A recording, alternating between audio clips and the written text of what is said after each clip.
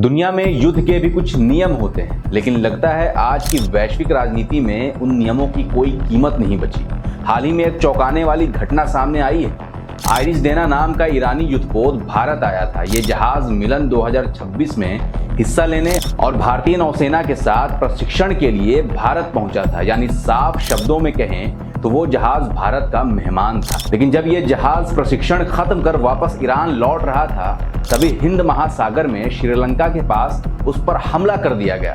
बताया जा रहा है कि ये हमला अमेरिकी पनडुब्बी की तरफ से किया गया। सोचिए, एक जहाज जो कुछ दिनों पहले तक भारत में मेहमान बनकर आया था, जो अंतर्राष्ट्रीय नौसैनिक अभ्यास में शामिल हुआ था, वही जहाज समुद्र के बीचों बीच निशाना बना दिया गया।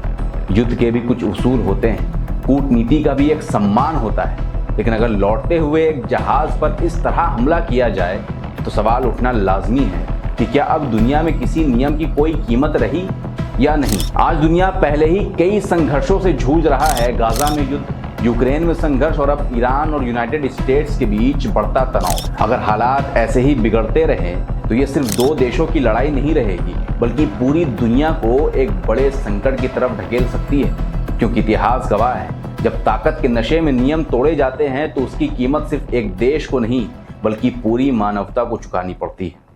धन्यवाद।